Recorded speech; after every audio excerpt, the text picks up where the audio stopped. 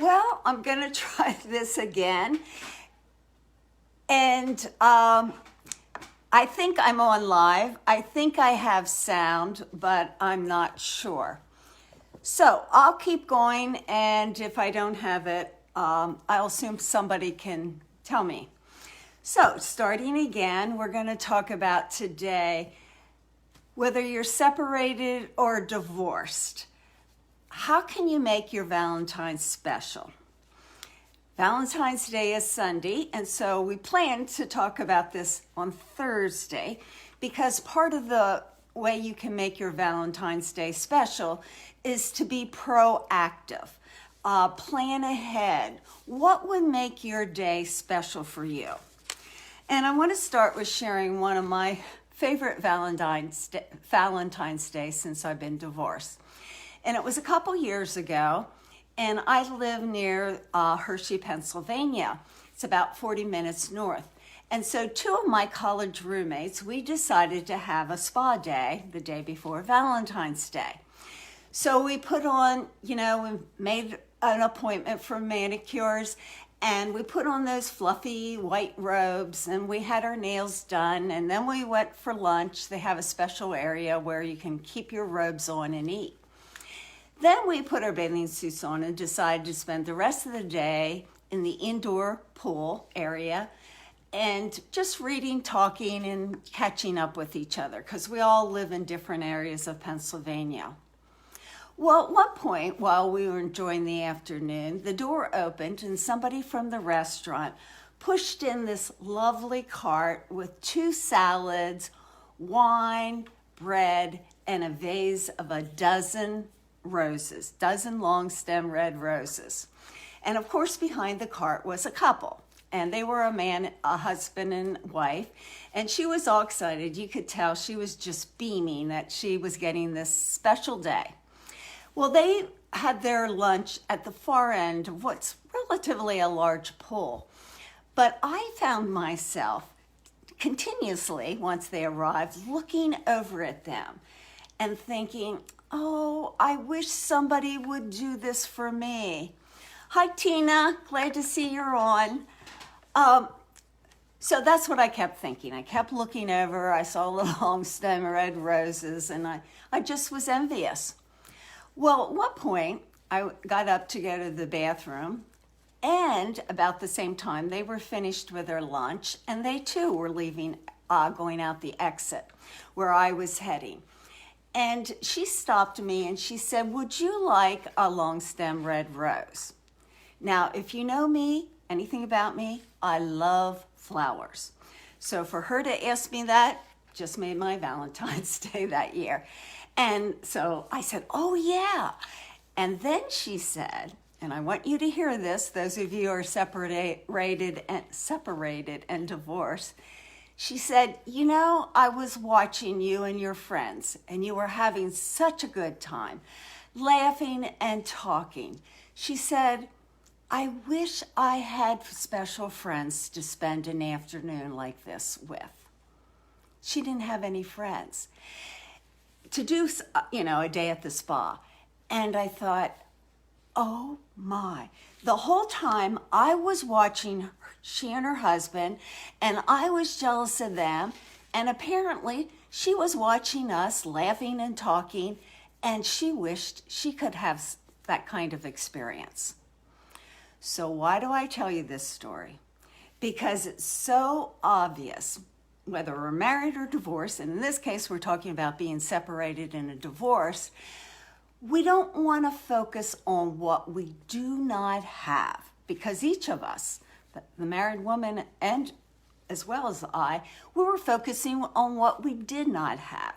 We want to instead focus on what we do have this year. Even though it's a pandemic going on, what do we still have? So I'm going to talk about what are some challenges to having a great Valentine's Day. And then I'm going to talk about, what are some choices we can make? So the first challenge I already talked about. Don't focus on what you don't have this year. What do you still have? What are the gifts, the experiences? the great friends, the relationships, what do you have? Then the second challenge we often do when we're separated or divorced, we get carried away with the idea of romance. Let's face it, in our culture is that, Laura, am I still on? It says bring them on camera. Hopefully I am. So anyhow, who knows? I'll keep going. So the challenge is, let's face it, Valentine's Day, it's touted as a romantic holiday. And most of us women, we love to read the novel or watch the Hallmark movie where at the very end the couple gets together, and we just love that in love feeling. But what we have to remember is that in love feeling at the very most lasts 6 to 18 months. And then guess what? We have to learn how to have a healthy, vibrant relationship. We have to learn how to do the work for a loving relationship. So don't get carried away by the idea of romance. Rather, focus on it being about love, loving others, sharing our love. And then finally, the challenge is identify where you're most vulnerable. Sunday's coming up. What would trigger you? You don't want to go to a restaurant that you and your ex went to. You don't want to watch a movie that you watched. Do something different. Make new memories. So what can you do that's not like anything you've done in the past, that's going to trigger something, that's going to make you feel like, it's going to make you realize what you're missing. So you want to avoid those situations. All right, so what are the choices you can make?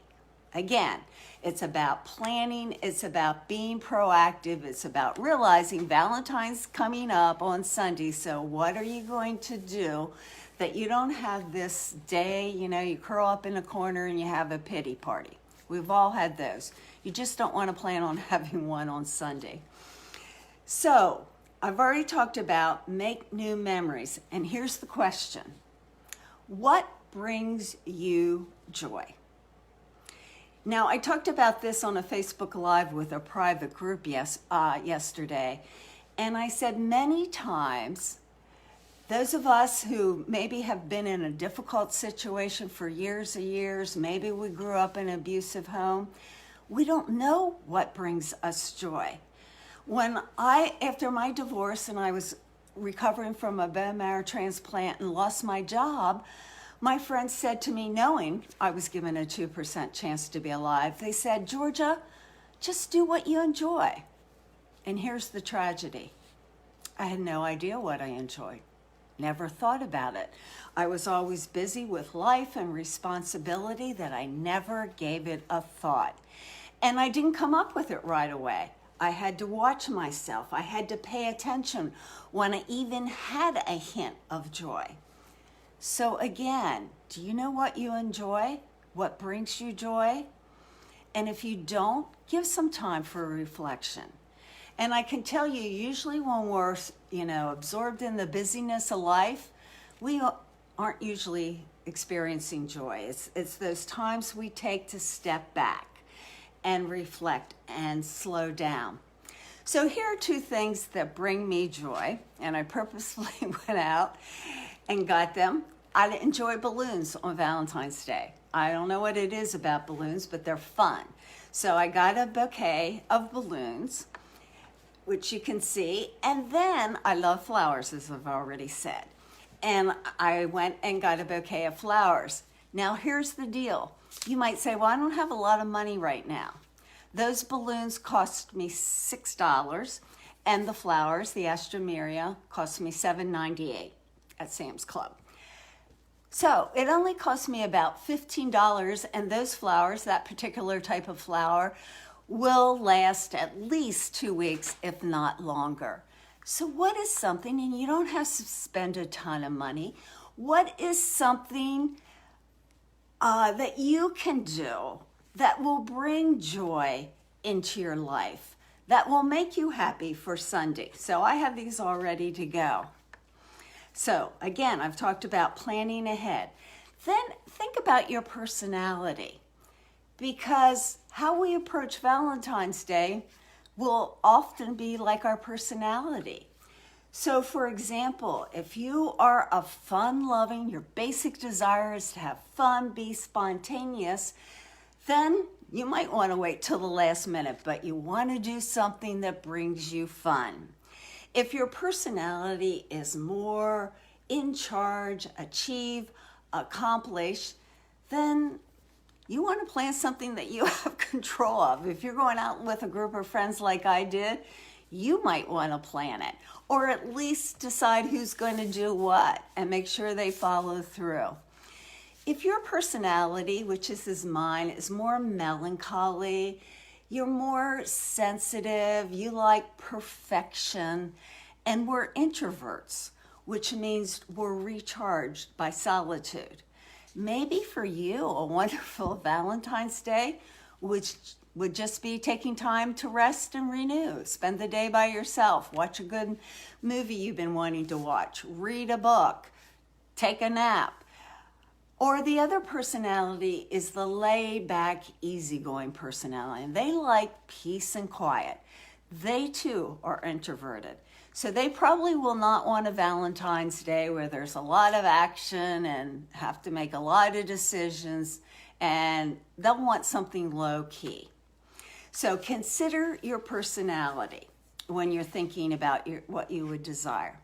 I've already said you want to choose joy. It's a decision you make. I'll give you an example from my life. I just shared this too yesterday. Last week, a friend called, and she was having one of those terrible, horrible, no good, very bad days, like talked about in the book about Alexander, the childhood book. And I too was having that kind of day where everything seemed to go wrong. And so as we were talking, I realized we were sort of commiserating, and how tough a day we had. And I thought about, hey, I'm talking about joy. I'm talking about doing things we like. And I thought, okay, how can we choose joy right now? And something had happened to me a couple days earlier that was really exciting, something I knew that God orchestrated.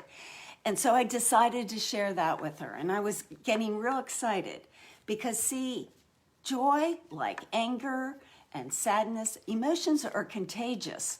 So she got excited and she shared something that had happened in her life the week before. So in that case, choosing joy was not staying in our little pity party and going on and on what a tough day we had. So the other thing is maybe you can't get something together by Sunday, but maybe you can plan ahead the next weekend and do something that you want to do. So the idea is to plan ahead something that you can anticipate, that you can look forward to. And that alone can bring you a lot of joy. Or another thing is maybe there's something on your bucket list you've been wanting to do for years. And what is it on your bucket list that maybe in the next year, provided, the pandemic doesn't continue, that you can, cross off your bucket list. But again, you want to choose joy. Now, let's also talk about sharing joy, because I said at the beginning, you don't want to focus on Valentine's to be a day of romance. You want to think about it being a loving event. So how can you share love? Well, who are you going to spend, Valentine's Day with? Are you going to be by yourself? Or if you're a single parent, are you going to have the children with you this weekend? So let's talk about a few ideas for single parents who are going to have their children with them.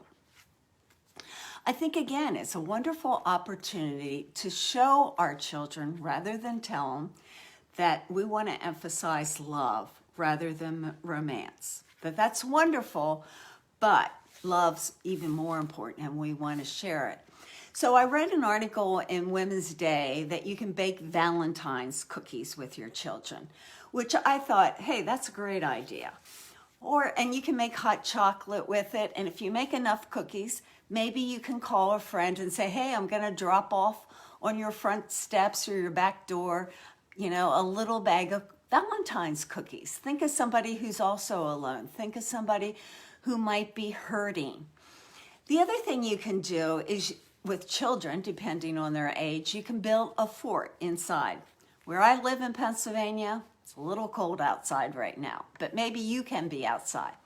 But you can build a fort inside in an area where you have plenty of space.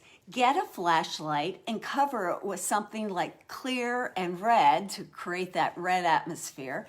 And then inside the fort, you can play a game, a card game, or watch a movie, but do something that's out of the box. Here's another good idea. Again, depending on the age of your children. Share what you love and have them fill in the blank. Like, I love, and what food? I love, where do you want to go on vacation? I love, what's your favorite snack?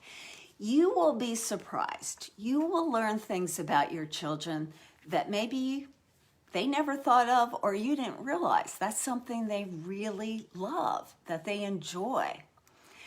And another idea is talking about planning ahead and anticipating. Talk about where's some little trip they'd like to take. And then go online and take the virtual trip that you can enjoy it that way. So there's lots of ideas, but right now I want to stop. I've been talking. What are some of your ideas if you're a single parent? I'm going to go on to those of us who don't have children or grandchildren on Valentine's Day. But right now, what is an idea if you're going to have children that you can do to make Valentine's Day special? Any ideas?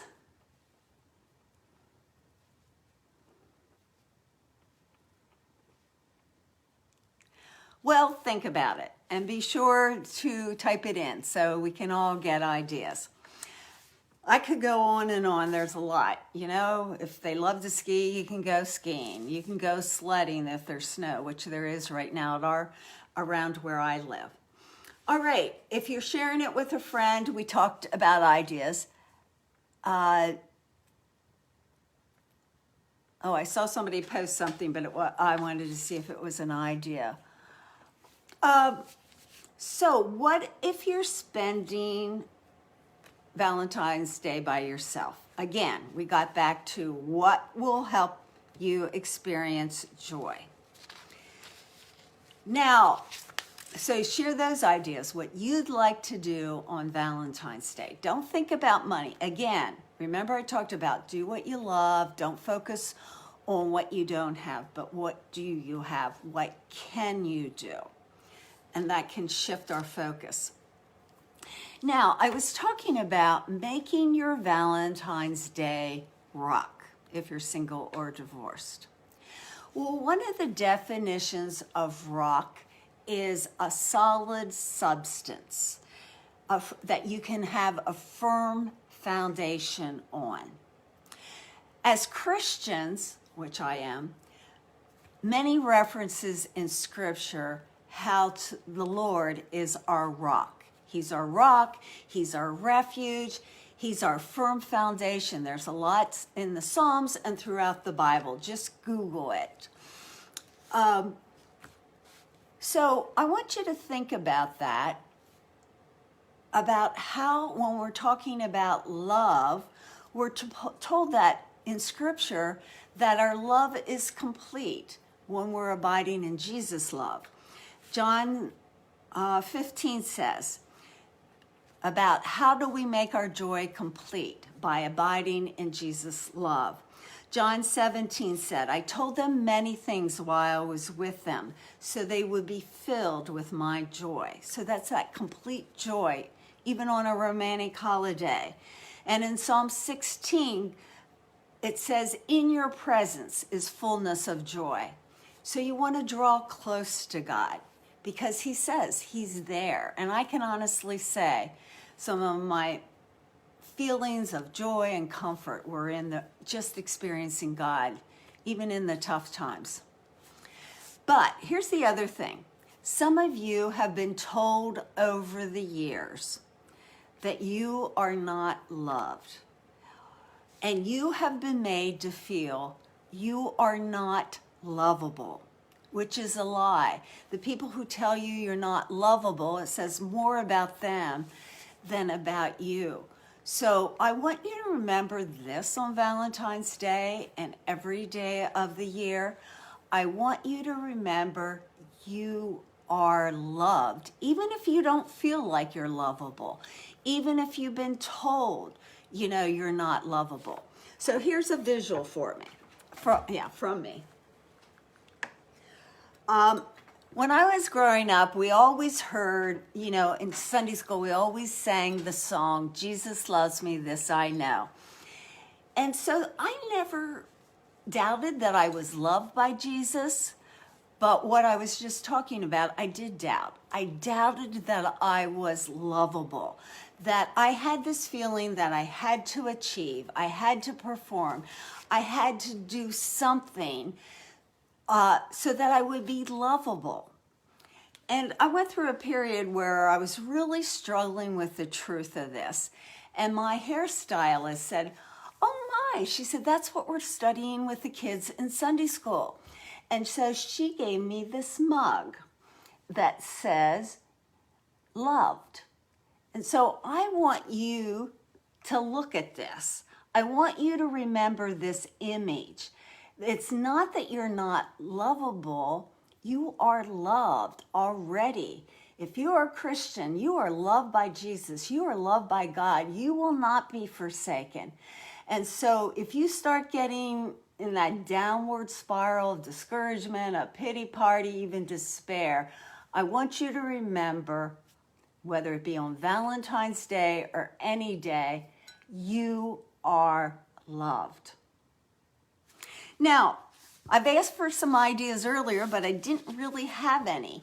Can anybody share anything that you like to do to make your Valentine special if you're divorced or separated? Or does anybody have questions? Hi, Kim. Thanks for joining us. I have to go back. I'm having trouble seeing comments. So let's see if I can go back and see who else is on with us. Well, if I don't have any questions, I'm going to wrap up. But before I do, today is a special day in that it's the first day that we have an open cart that we're taking registrations for Rebuild After Divorce. You might wonder, well, what's that? It's a group coaching experience where you meet with women, and the only people in the Rebuild group are those who are divorced or separated, and we meet 5 times over 3 months. We have a private Facebook group, and I share the skills, a 5-step plan to rebuilding after loss. Because when I dealt with loss years ago, and I was a licensed psychologist, still am in Pennsylvania, I realized we talk about grieving, we talk about, feeling of sadness and anger when we've lost many things. But even if we grieved, we still have not rebuilt our life. So rebuilding is, if you say, okay, I'm divorced, and now what? This group answers those questions. We're going to give you the skills. We're going to talk about the tools. You're going to be with a supportive group of women who are going to encourage you and pray for you. And so today, the registration opens. It closes on Monday. So it's first come, first serve, because the groups are limited to 20. We don't take any more than 20 people. It will be offered starting this Tuesday at 7:15. One group will meet in the evening, 7:15 Eastern Time, And the other group will meet at 12 noon at lunch on Tuesday. So starting February 16th. Now, if you're wondering, well, more details, what does it cost? What dates do we meet? How can you get started with it? Go to georgiaschaefer.com/rebuild. Again, that's georgiaschaefer.com/rebuild. And Schaefer is spelled Shaffer. No C's in it.